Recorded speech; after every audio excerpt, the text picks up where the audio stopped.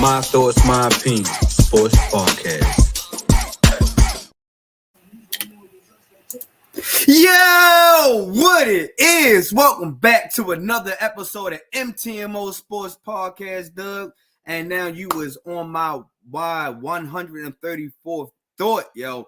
And this is going to be a dope show, you feel me? Because it is loaded with great topics and discussions that I cannot wait to have with y'all, you feel me? Because we're going to have a recap a Thursday night game between the Rams and the Vikings, and how the Vikings started off hot. Now they gone cold, you feel me? We're going to be talking about a big trade that happened in the NFL, man. DeAndre Hopkins has now got a new home, and he's playing for a contender, you feel me? And this could be very, very dangerous for the NFL. We're going to be talking about the rest of the Week 8 in my top two games, you feel me? And I can't wait to give y'all who my top two games is going to be.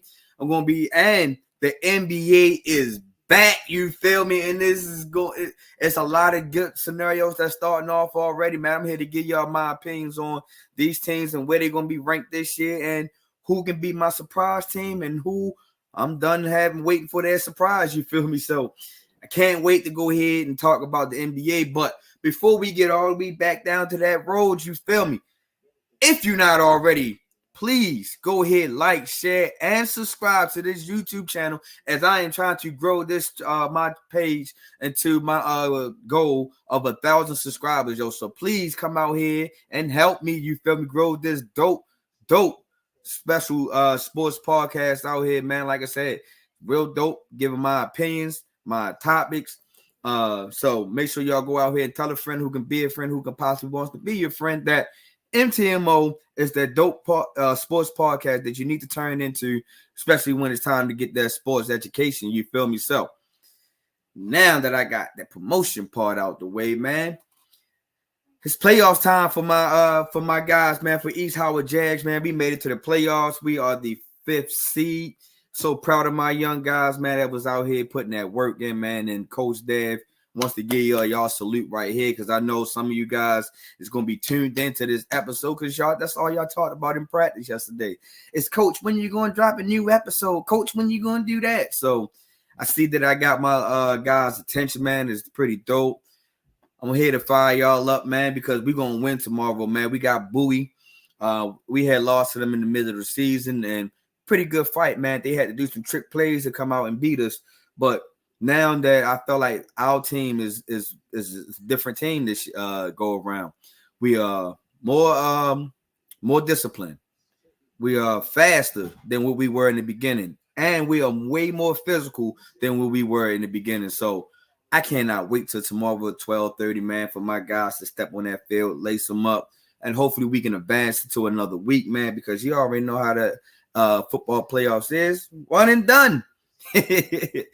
So shout out to the East Howard Jags, man. Shout out to my sons, Ari and Noel, for actually putting on a great performance this year, man. Now I can't wait to see what y'all going to do in the playoffs.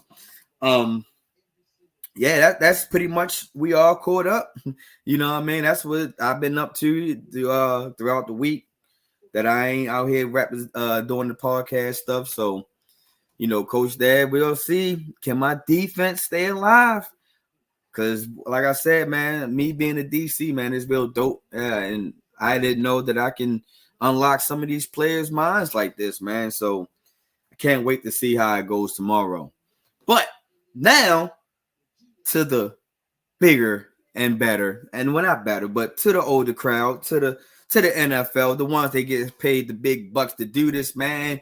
We had a show last night. It was the Vikings, who had was 5-1 coming into versus the Los Angeles Rams, who was coming in here to 2-3, and they was pretty much on a losing streak. But the Rams and their losing streak and gave the Vikings, continued their losing streak going, because now the Vikings are now 5-2 since they started 5-0. And then the Rams are starting to be very scary, as right now they are no longer in the basement of the NFC West. This team is starting to grow, get a little hot at the right time. And they got hot last night as they went on here and beat the Vikings last night. And a great Thursday night game, in my opinion. Because a lot of people thinking that this wasn't going to be a great Thursday night game. And I think it lived up to what it was supposed to in my eyes. So the Rams got that 30-20, and it was great defense, man, because their defense really put a hurting on Sam Darnold and the rest of that Vikings team at offense. And I didn't have no faith in the Rams at first, man, because the Rams just didn't look how they looked previously in the beginning of the year, like how they was last year. They're both of their wide receivers in Cooper Kupp, and hopefully I pronounce my guy's name right. Puka Nacua also was injured in the beginning of the season, but now both of those guys have stepped back on the field last night. And man, I want to say that Puka Nacua, he is the real goddamn deal, Jack. like also for real, man. Like this guy breaks so many tackles after contact, yo. Like breaks so many tackles. Puka Nacua had 7 receptions, 106 yards, no touchdowns, and he was averaging 15.1 yards a catch. And it wasn't just that, yo. It was the yak after the catch, yo. Like the yak after the catch was just ridiculous for this guy. And it made it seem like that the Vikings didn't have no answer. And remember, if y'all seen my YouTube short when I said that the Vikings is really living up to high expectations, all because of that defense of Brian Flores. Well, Brian Flores, your defense got exposed last night because it wasn't just Puka Nacua who also had a stellar game. You had Kyren Williams, who also had 116 rushing yards, yo.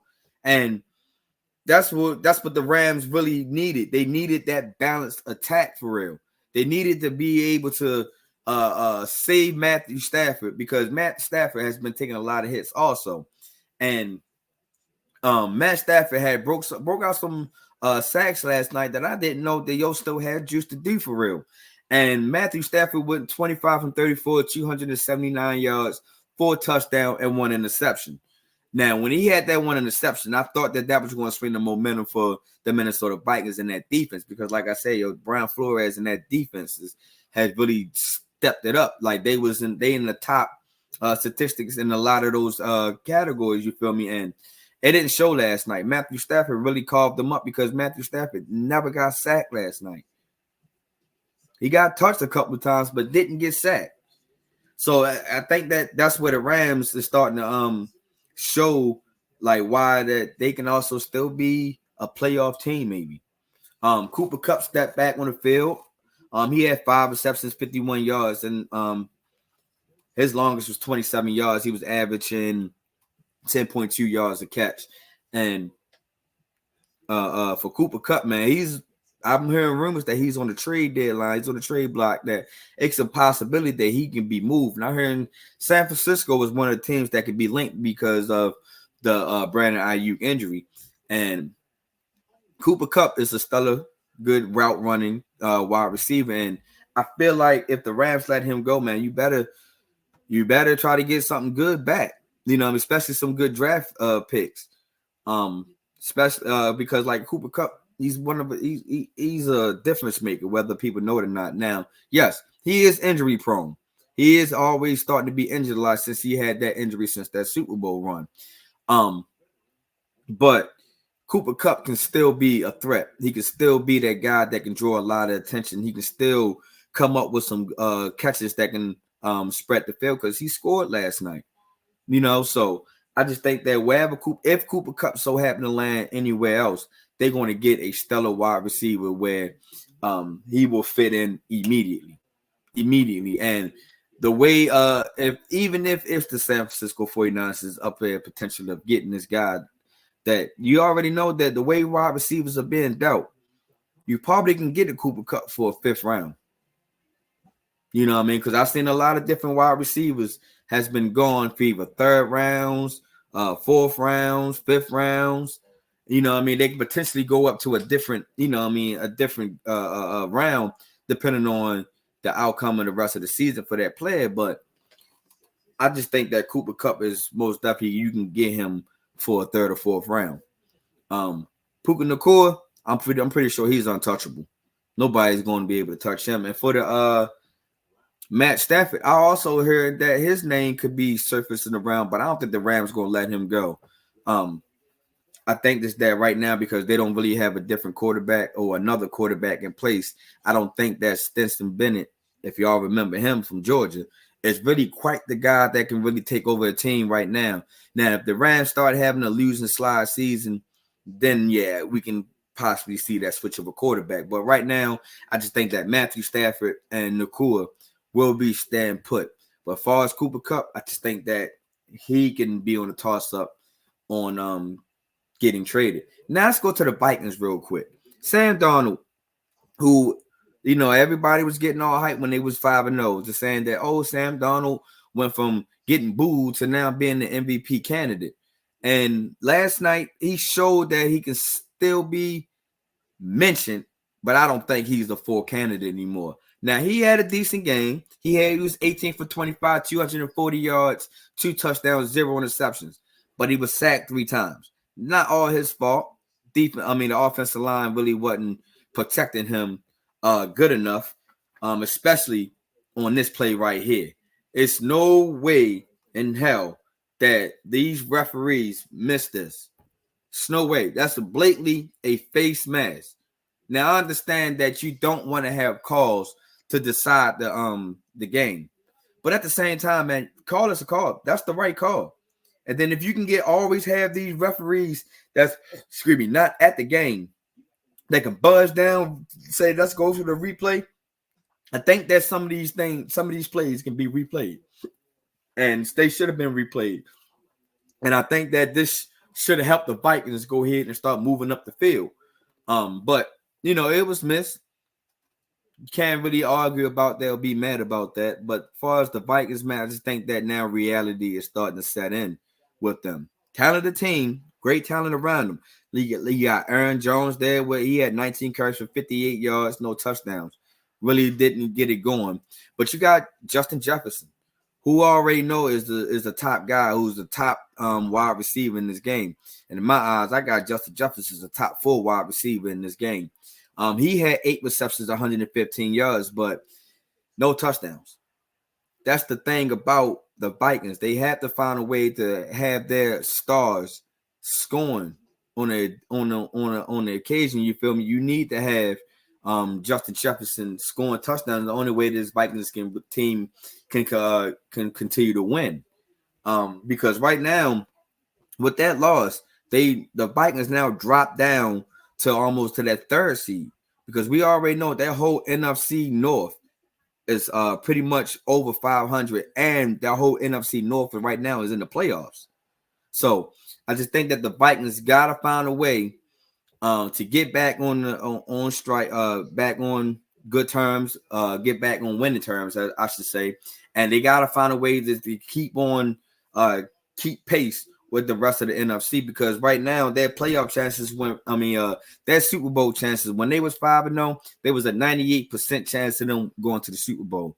Now that they lost to the Rams last night, their percentage of making the Super Bowl is like a 9.8% chance of them making the Super Bowl.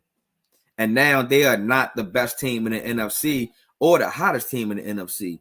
There's their other NFC North companion, which is the Detroit Lions, who has the best chance of making to the Super Bowl out of the NFC now. So I think if the Vikings really wants to find a way to keep up with their competitive ways, they're going to have to find a way to beat the teams that they're supposed to beat. And I don't think that I'm not saying that the Rams is ass or anything of that nature, but you're supposed to beat the Rams. You had the better team. You supposedly had the better team, the better defensive coordinator, and all this other good stuff. But I think that the Vikings are now getting set into reality.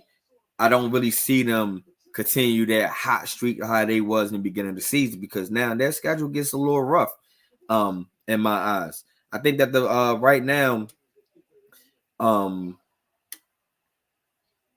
they got the Colts coming up. They got the Jags, the Titans, which I feel like all these games are winnable. Right now, especially with the Colts, their quarterback is not consistent enough. I think that Joe Flacco could potentially come back as that starting quarterback versus the Jags. They always having an up and down season, not really having that well unless they overseas playing in London. Playing against the Titans. We all know the Titans now got rid of their star wide receiver. One of their star wide receivers. Will Levis is not the guy down there. They moved on to Mason Rudolph, not getting taken serious. But then this is where their schedule kind of gets a little hectic. They get the Bears, they get the Cardinals, who's a back and forth team. They get the Falcons, the Bears again, the Seahawks, the Packers, the Lions. Then that's where now they got all these division games coming up towards the tail end, and they got conference games towards the tail end.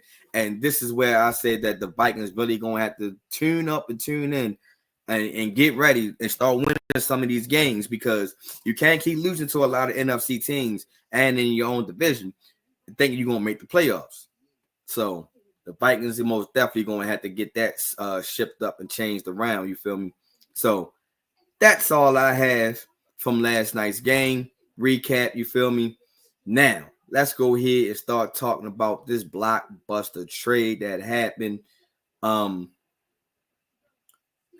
the week, and it's something that I feel like that it is very, very, very, very dangerous to the rest of the NFL, man. And the guy I'm talking about is DeAndre Hopkins is now a Kansas City Chief, and if this don't scare y'all, I think y'all need to go ahead and start tuning in and get scared, because now you give Patrick Mahomes another weapon, a guy that we all know that, like, he is him. He is him when it comes to being that top wide receiver in my eyes. And now you adding him to a team to where they was already undefeated. They was already doing their thing. And it was bad enough that this team, this league was already putting Patrick Mahomes as a MVP favorite until Lamar had that ball out ass game against Tampa Bay. But now you give him a top wide receiver, a wide receiver that been in the game and knows how to run routes. Still got good fresh legs and still can be a threat. A number one threat. Because I know a lot of people were saying, well, DeAndre Hopkins only got 15 receptions. He only got 173 yards. He only got one touchdown. He is only averaging 11.5 yards a catch. That's nowhere. None of those stats he even eclipsed over being top 100. And this is why I say this is a scary trade, because now you get a guy who got one of the best hands in the NFL. And I know a lot of people was probably thinking, like, what you mean he got one of the best hands? Like, he has the lowest drop rate by a wide receiver.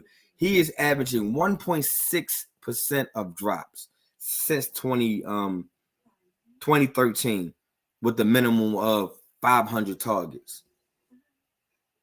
That is scary. That which means this guy don't really drop nothing. He drops nothing. And then with his wide receiver routes and the way he run his route show, is like, dog, he's going to be open. And this is what makes it scary, because now you got a guy that can run good routes as a DeAndre Hopkins. You have Xavier Worthy that can take the top off of any defense. You got Travis Kelce that can control the middle of the defense. And you got Patrick Mahomes, who's, I ain't even gonna lie, arguably one of the hardest quarterbacks to sack for real. And then you put him on a team that's 6-0 already. You know what I mean? And no, I'm not saying DeAndre Hopkins is going to be going back to what DeAndre Hopkins used to do. That's not what I'm saying. But what I'm saying is that this guy's pretty much got fresh legs. This guy can pretty much get out here and still put the Kansas City Chiefs in way better predicaments that they was in before. Like, DeAndre Hopkins is a scary, scary wide receiver in my eyes. So like I said, no, I don't think that he's going to come out here and have a breakout year and he's going to eclipse and break every record or anything in that nature. No. What he's getting is fresh legs because he didn't have to do too much in Tennessee. He wasn't getting that many targets in Tennessee. He was doing it with bad quarterback play in Tennessee. As a matter of fact, if we come to think about it, when you look at DeAndre Hopkins' career, man, he never really had a top guy quarterback. He didn't have Matt Sharp. He had Deshaun Watson when he was, starting to put the league on notice. Then he gets shipped out. Then he goes to Arizona where he had to wait till he got Kyler Murray. Then he had to play with a rookie quarterback. Then he had to play with a quarterback who's really not in the lineup as much. Then you go to Tennessee where there is nothing but quarterback trouble down there. And then now you put him with a quarterback who's trying to go for a three-peat. Man. But like I said, now I still think the Amari Cooper trade is more impactful and would mean more to the Bills than any other trade that a wide receiver kind of gets in my eyes, because Amari Cooper is a stud wide receiver, and Josh Allen needs a wide receiver that doesn't have too much of a big ego a little bit. You need somebody that can stay humble, knows like, hey, when my number is called, I'm there. I'm still going to be that route running wide receiver that can still open up things for other wide receivers. And this is how I kind of feel about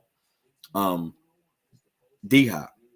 Now, like I said, I still don't think it's going to be too much impactful because the Chiefs was already undefeated. Patrick Mahomes was already doing things that Patrick Mahomes loved to do without a top wide receiver. You know what I mean? A lot of his wide receivers has been going down due to injury. So now you line him up with D-Hop, man, it can be scary hours. I think it will be scary hours. I think that we're going to see D-Hop come up with some big-time catches at the end of the game. I think that we're going to see that D-Hop open up the field more for the Kansas City Chiefs. I just think that this is a good fit for DeAndre Hopkins. And honestly, in my opinion, before anybody else say anything, I think that DeAndre Hopkins will get a contract extension.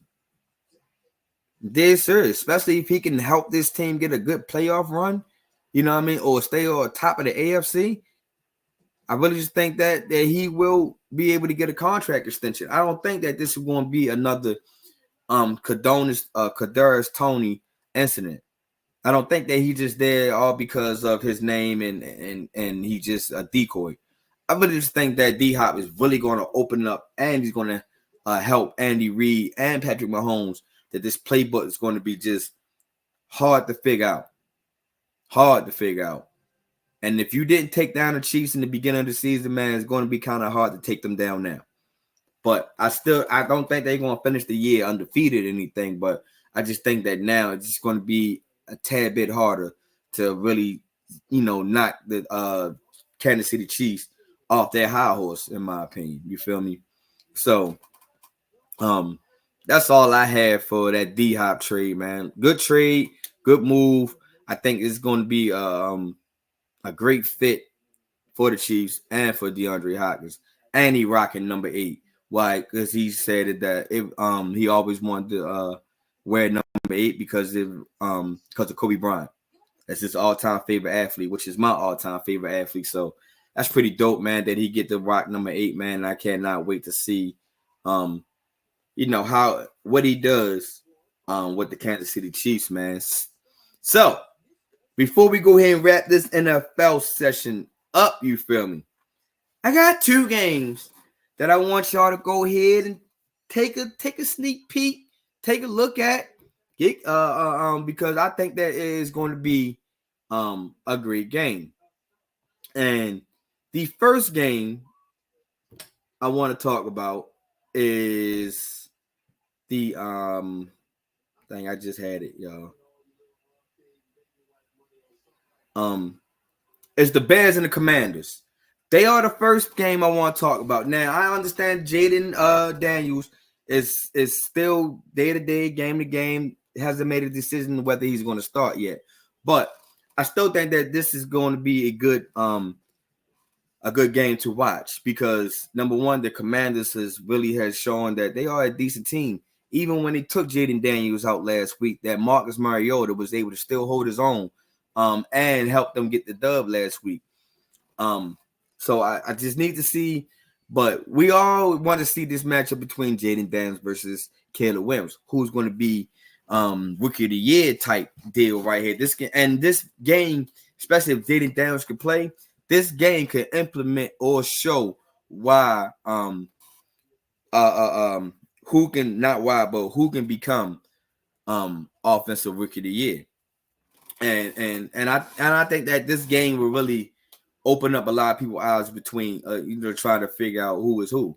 Now, I'm hoping Jaden Daniels play because I honestly picked Jaden Daniels to win rookie of the year, not Caleb Williams, because I think that Jaden Daniels has a complete package. And I think that Caleb Williams is still trying to figure out his role, his and how he's going to carry this offense. Now, who has the better team? Ooh, it's a little sketchy. Little sketchy because on the offensive side for the Commanders, they are scary. You know what I mean? Because they are a top 5 team that's as far as total points. You know what I mean? After they came up to the offensive juggernaut up to my Baltimore Ravens. But the Commanders still was able to still throw up points at that game and after that game. And like I said, and they had Marcus Mariota to throw up those points too. So that's one thing I see that the Commanders can most definitely still be scary, that they still can throw up points. Speaking of scary, you still got Scary Terry. Terry McLaurin is really balling out this year. He has been putting his stamp on league to show you that he is a top wide receiver in this game. Because right now, McLaurin right now has 35 receptions, 454 yards, and 4 touchdowns. He's averaging 13 yards a catch, which that's pretty stellar for him, especially with the rookie Jaden Daniels coming in. So I just think that the offense for the Commanders is still going to be able to throw up points, because they is averaging 31.1 points a game, and they're only allowing, that defense is only allowing 21.7 points a game, which I feel like that's where the Bears going to struggle, because on that offensive side, the Bears are not the Bears offense is kind of a up and down right now, because the Bears total offense is only averaging 24.7 points a game, which that's kind of favoring Washington a little bit, because like I just said, Washington is only allowing 21. So that's still a little bit too close to playing to Washington hands. So, and then while the Bears defense has been playing good defense, because they only allow 16.8 points a game. But now you're coming up to an offensive juggernaut somewhat, who, like I said, the Commanders have the most, is top 5 in total points and total yards this season so far. And now you're coming up to a Bears defense who's been playing real steady, good football.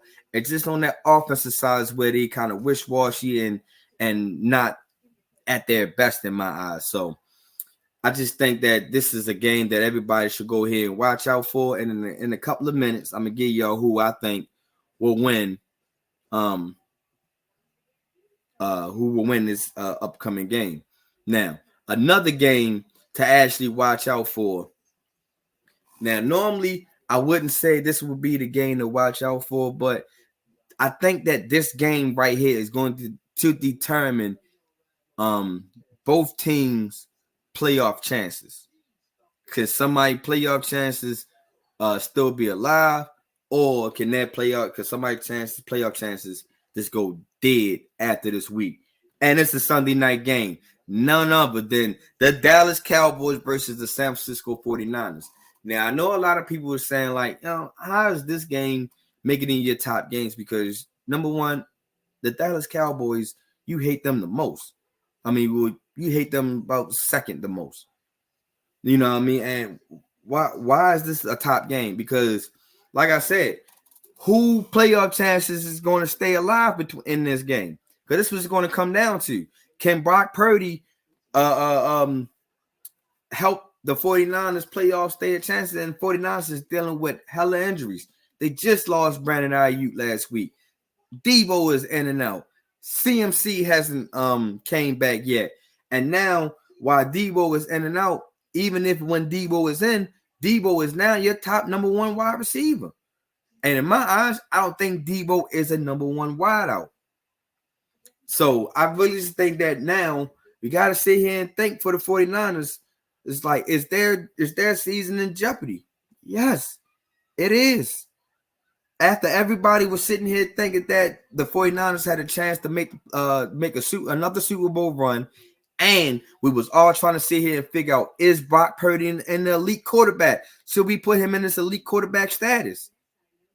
So this is why I just think that this is their chances is on the line. And for the Dallas Cowboys, I think that the Dallas Cowboys season is also on the line. Now, Jerry Jones is being Jerry Jones. You heard him come out and say that he still don't feel like that Derrick Henry would have been a good fit for this offense. You want to know why he said that? And a lot of people was like, man, how you going to be an owner and a GM and say that? Because he know that Mike McCarthy time is damn near up. It is over with. It is done. If y'all can't read in between the lines, that's why he didn't go out and get no other no help for the Dallas Cowboys. Because this team, the coaching staff is about to break up. I'm gonna go ahead and say that right now. This is Mike McCarthy last year in my eyes. And this is why they didn't go out and grab no offense or defensive help. They didn't go out to the free agency. They would just sat here and paid the two guys and Dak Prescott and CeeDee Lamb, and brought back Zeke Elliott just because of good faith. That was it. So now I'm pretty sure that if the Cowboys lose this game, their season is over. OVER. I'm talking about there's no coming back. And Dak was the same guy that said, if you want to jump off the ship, go ahead and jump now. Jump now, Dallas Cowboys. I'm trying to tell you, you better jump now. Because like I said, if the Cowboys wind up losing to an injured, riddled team, you might as well go ahead and wave the white flag and say the season is over for them. I'm trying to tell y'all. So, the Dallas Cowboys and the San Francisco 49ers is my second team, is my second game that y'all need to go ahead and watch out for, because playoff implications are on the line.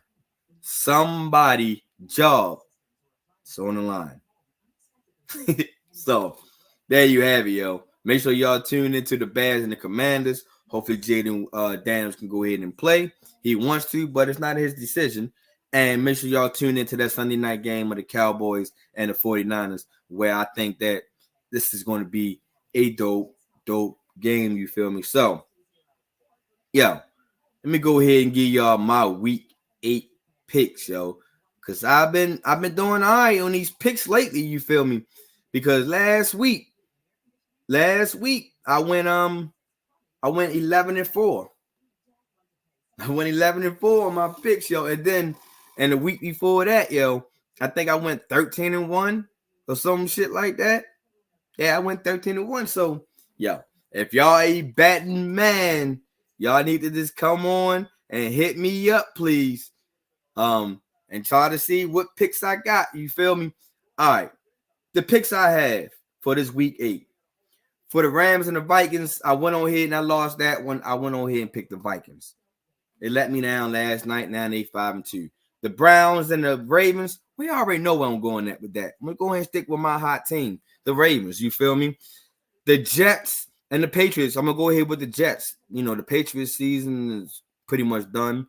They already talking about not OJ, but Gerard Mayo coaching could be in the hot seat. Oof, that's scary right there. The Eagles and the Bengals, I'm gonna go ahead and go with the Eagles. I just think that the Eagles should win this game. Hopefully they do win this game so they can help the Ravens out in the AFC North. The Packers and the Jaguars. I went with the Packers because the Jaguars are just trash in my eyes. I just think that the Packers just gotta stop turning the ball over and don't let Trevor Lawrence out that pocket. The Titans and the Lions, of course, I'm gonna go with the Lions. I think that the Titans is also another team that's waving a white flag. That's why they went on here and put Mason Rudolph in, which I think is the best idea any goddamn way. So I'm gonna go with the Lions because the Lions is also they starting to get hot. I think they're the best team in the NFC right now. When it comes to the Falcons and the Buccaneers, this was a hard one, but I went with the Falcons because I feel like the Falcons they're starting to find their groove. They're starting to see what Kirk Cousins got to offer. So I just think that the Falcons will win that. The Cardinals versus the Dolphins, even though Tua is back this week, I'm still gonna go ahead with the Cardinals. I just think that the Dolphins is bigger than quarterback problem. I just think that this team just not clicking right now. I just think that we seen Mike McDaniels last year that it could possibly be that he's not that good of a genius as we thought he should be, even that if that makes sense, you feel me? But I just think that the Dolphins haven't really got on track. And luckily they play in Miami, so they're still in the warm weather. But I'm going to go with the Cardinals on that. When it comes to the Colts and the Texans, I'm going to ride with the Texans. I think the Texans got a better team, even though that the Colts is getting Jonathan Taylor back this week. But I still just think that the Texans are the better team. I'm going to go with the Texans. The Saints and the Chargers. I think the Chargers got this one. The Saints just ain't marching. You know what I mean? I just think that the Chargers are starting to going to get juiced up this week. And I just think that they're going to get back to who they were in the first 2 weeks of the season. Between the Bills and the Seahawks, this was a tough game. But I like the Bills. I think the Bills can go out here and put up some points. They still explosive, especially with Amari Cooper being added on to that team. As far as the Seahawks, man, I just think right now they're still trying to figure out their identity of that team. So I just think that the Bills will win that. The Bears and the Commanders. I went on here and chose the Commanders. I'm hoping that Jaden Daniels play, but I still feel like the Commanders still has a better team. Especially like I told you, we seen how Marcus Mariota came on to the scene last week and was able to finish the job. So I just think that with the Bears having this up and down offense, hopefully they don't have an up and down when it comes to this week game, but I just think that the Commanders has the better team. When it comes to the Panthers and the Broncos, we already know I'm going with the Broncos, even though Bryce Young has his starting job back. Might be just a temporary moment, but now we get to see that the benching of Bryce Young, did he learn anything? Was he humble? Did this help this team out? So I can't wait to see how that comes out. But I'm going to go ahead and still pick the Broncos. I'll still pick the Broncos are a better team than the Panthers. When it comes to the Chiefs and the Raiders, I'm going with the Chiefs. I think the Chiefs going to keep their undefeated season still alive this week, even though that the Raiders was the last team to beat the Chiefs. I just feel like that right now with the Chiefs the Raiders is trying to figure out their team and if Antonio Pierce is the right fit for that team. So I'm going to go ahead with the Chiefs. With the 49ers and the Cowboys, I'm going with the 49ers. Of course, I don't trust the Cowboys. I still feel like the Cowboys has the better team. You know what I mean? And they're a little bit more healthier. But for some strange reason, man, I just feel like that the 49ers plays best when they played against the Cowboys. And I think they're going to play good against the Cowboys this week.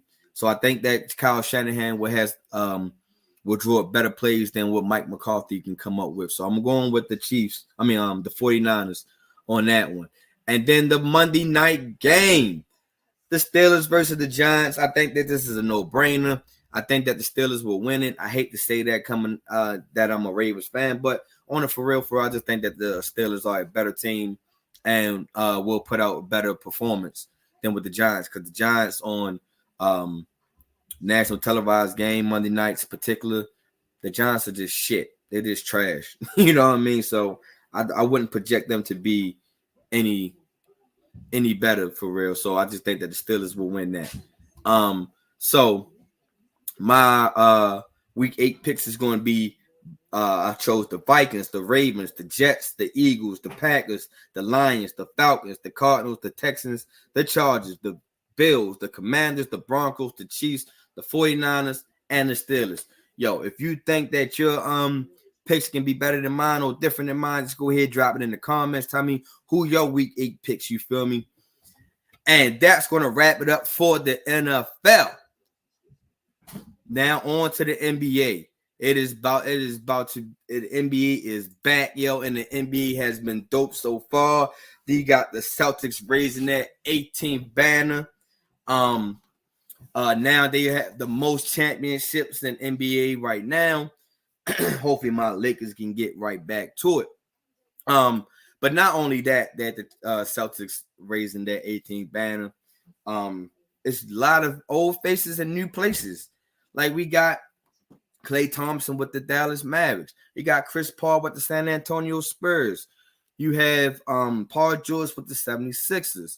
You have a lot of trades that didn't happen. But yeah, that's just the name of a few right there. Like I said, you got what else? You got DeAndre Murray going to the Pelicans. That's one team I can't wait to talk about.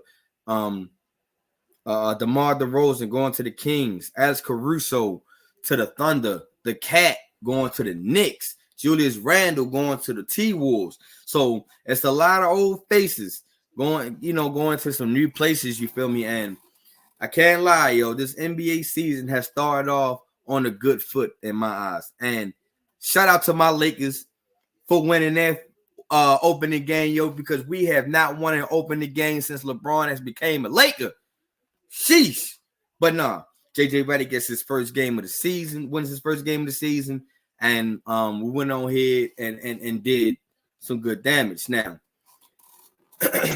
before I switch it out of the Lakers, man, the Lakers, they beat the T-Wolves. And I know a lot of people was hyped about, the new history that Bronny and LeBron is making, father and son, first father and son in NBA history to play on the same team, together at the same time. And it was real big, so big that this hasn't been a father and son connection this big since King Griffey Sr. and King Griffey Jr. playing on the same team with the Seattle Mariners, which is, like I said, it's a dope thing. But I'm gonna go ahead and tell y'all right now, yo, don't get used to Bronny being out here throughout the whole season. I really just think that right now that Bronny will be a development guy. Bronny will be at the G League in the next couple of weeks. I'm letting y'all know now. When the G League start playing back up and stuff like that, I think that's where Bronny going to be at in the development stage. I think he will score soon. I think it will be dope if he can score off his dad's assists or if he can give his pops an assist. I think that would be real dope. But as far as the Lakers, man, we got to be taking we got to take this season's real serious this year, yo. We cannot be out here just talking about the Bronny and Braun, yo. Like my man AD went out here and put out that great performance last game. He had 35 points, 15 rebounds, and he called himself already mentioned himself as a defensive player of the year. And that's what the AD I need. I need this Anthony Davis to play a full season this year. He probably not gonna play 82, but my guy, let's get the 76 like you did last year. And I think that you will win defensive player of the year. I'm gonna go ahead and call it out already. As long as you play the amount of games that you can win awards, I think you will win defensive player of the year. But for the Lakers, man, I just need to see good rotation from JJ Redick. I need to make sure that he's out there putting the best team, the great product out there at all times, and not just trying to figure out some rinky-dink ass lineups. Because like I said, right now, man, people are looking to see, can you coach? Can you develop? Can you have this team get back to winning ways? And us Lakers fans, we are already not trying to wait too much longer. We already had all these goddamn coaching switches. We thought Donovan Hand was our guy last year. So now JJ Redick, man, please do not stay us wrong, man. But no. On some other news, real quick on the NBA, man. I told my guy last week. My guy was a new subscriber named YO. He was a New Orleans Pelicans fan. I believe he was out of New Orleans, if I'm not mistaken. So I told him that I was going to go here to give him a nice little segment about his New Orleans Pelicans. And here you go, my guy.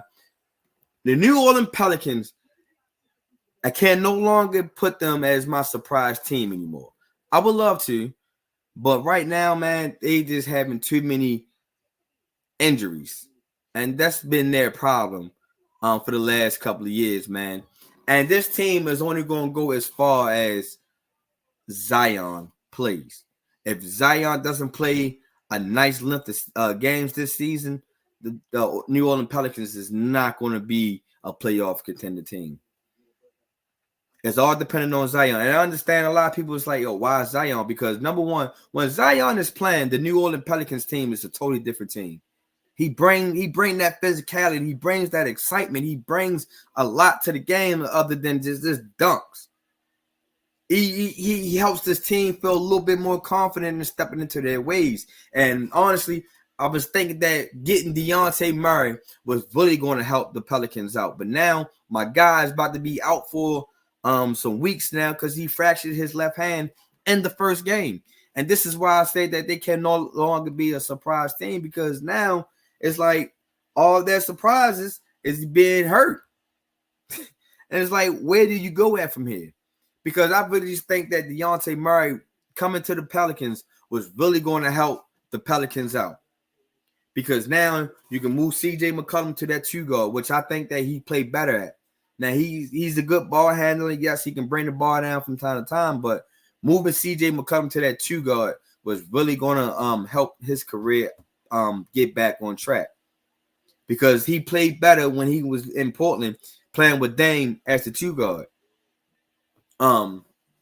So I'm just hoping that DeAndre Murray can really come back, and so he can slide back into that one guard, because DeAndre Murray is a scorer.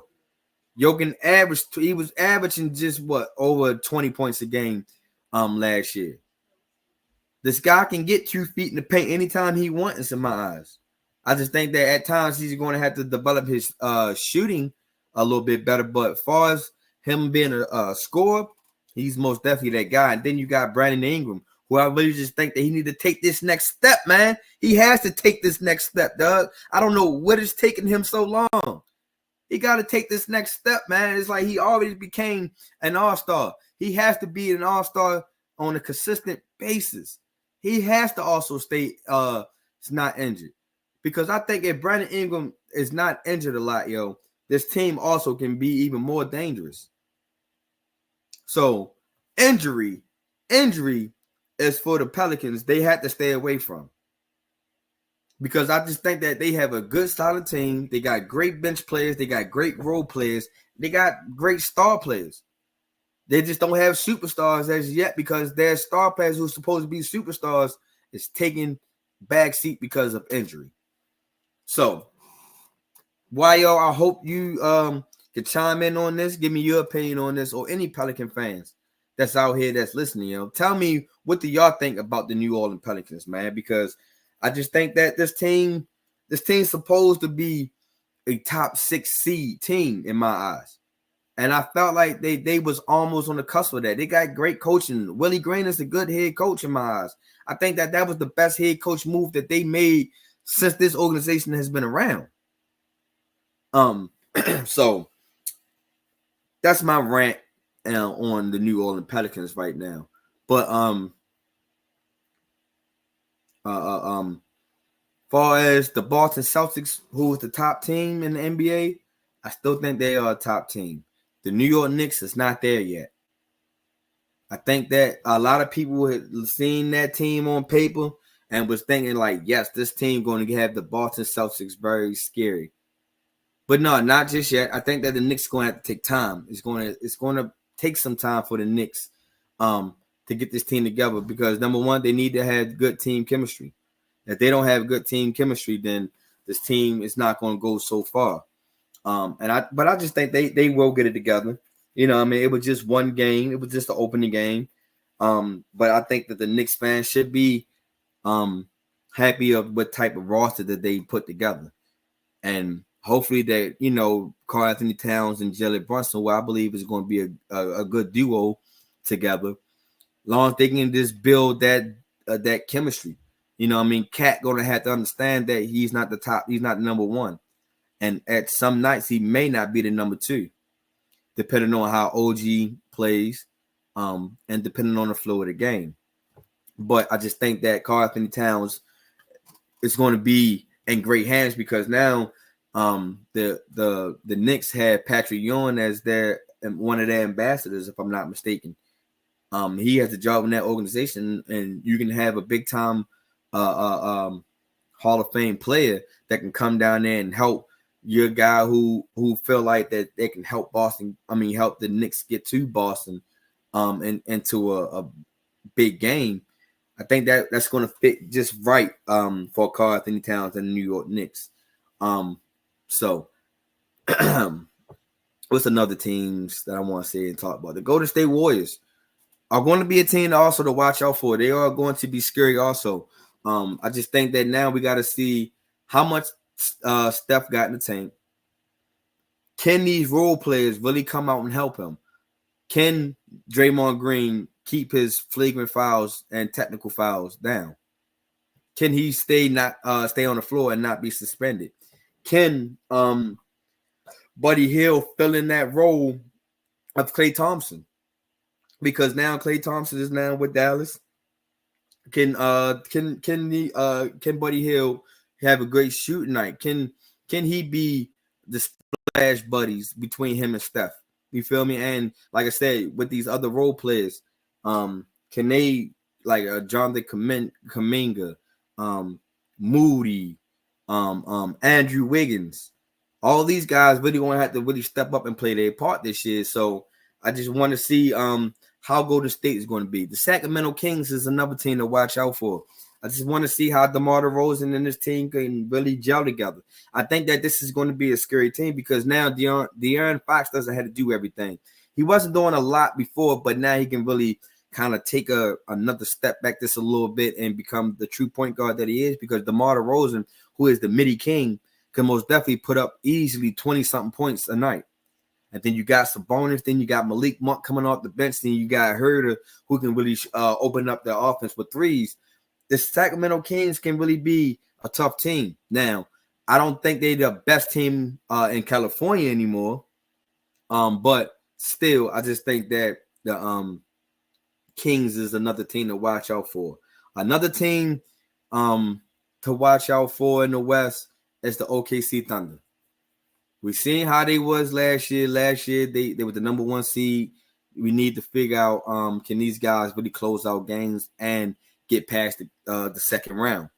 Because last year it was about their maturity and how young they was. So now they got a little bit of experience underneath their belt. They went and grabbed Alex Caruso. And I just think that that will help them out on the defensive side. Another team to talk about, the Orlando Magics.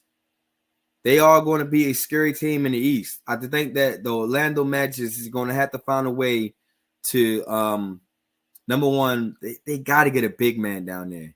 They have to get a legit big man down there. They got good guard play. They got Pablo Banchero down there, and they got both the Wagner brothers down there. They got KCP with the leadership. Finally, they got some veteran leadership down there. You just see all of these key pieces and what the Orlando Magic need. I just think that they just need a big, but Orlando Magic is going to be another team to watch out that can probably break some team hearts in the East and in the West, in my opinion. But they can break a lot of team hearts this year. So I just think that that's a team that you got to watch out for. My favorite, not my favorite, but my favorite move that happened in the free agency this year was Chris Paul going to the Spurs. I think that now that you're getting Wemby a true point guard and some help down there that you don't have to have Wemby do everything. Now, it's not the Chris Paul of old. It's not going to be the guy that's going to dominate, pound the air out the ball, anything in that nature. But you got a guy that know how to get to his spots, that know how to pick his know how to get good shot selections, and he can also find his team. And he has the great IQ that you need from a veteran leader. So I just think that if he can do that, he can be that guy and stay healthy, the San Antonio Spurs can be the best team in the best Texas team. Let me say that. The best Texas team. And I think that the Spurs will make the playoffs this year. Now, with that being said, here is who I think can be playoffs team, that the top 8 playoff teams for the East. So I'm thinking that it can be Boston, New York, Orlando, Milwaukee, Indiana,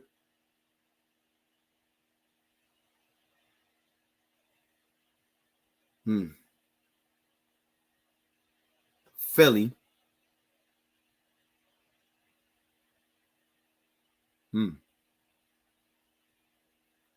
Cleveland, and the 8th team that I think that can make it. You can't count the Miami Heat, show. You just really can't count them out. So yeah, there go my 8th team. The 8th team is going to be the Miami Heat. I was going to say the Atlanta Hawks, but I still need to see a little bit more. Even though the Heat ain't really looking that good, Jimmy Butler might get moved, but you just can't count that Heat team out, yo. That Heat culture is just like that. You feel me?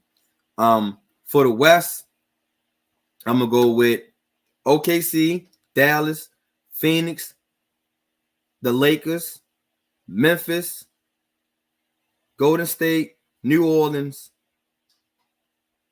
and the San Antonio Spurs. Those are my 8 teams right there from the West. So, in the comments, yo, tell me who y'all think is going to be your 8 teams that make the playoffs from the East and West, yo.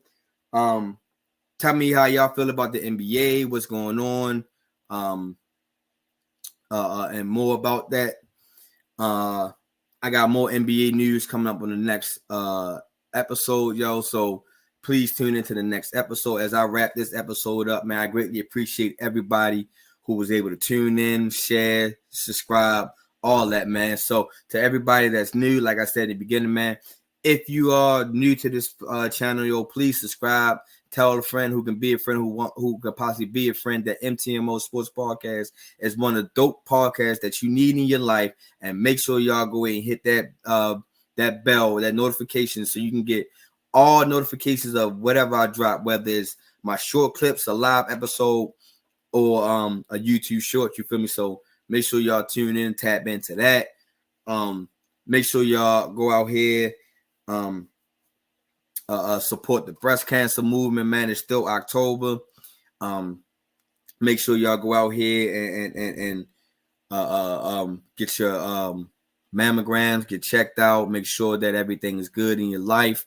For everybody that's looking for MTMO gear, yo, please go ahead and hit my LinkedIn. I mean, not my LinkedIn, my link, where you can go ahead and find all my gear and stuff at. You can find my audio episodes and stuff like that, yo. Hit the link at the in my bio. It's going to get you to the site where you can get hats, shirts, hoodies, whatever it is that you want to represent MTMO, yo. I would greatly appreciate if you can go ahead and do that. Shout out to everybody that's tuned in, that's tapped in, that's put comments. Shout out to my normal guests. Shout out to my new guests. Shout out to Locked In Sports on a Raw Uncensored podcast. Man, I got so much list. You know what I mean? Just make sure y'all go out here and tap into this podcast world. It's the plethora of great shows out here. Can't really name them all. Gotta go, y'all. Gotta go get ready for football practice because we got a big game tomorrow. You feel me? So I appreciate everybody for tuning in. Make sure y'all go ahead and let a friend know a friend that can possibly be your friend, that MTMO is out here, yo. And it's a dope show. You feel me? So I catch y'all when I catch y'all, yo. I'm out. Peace out.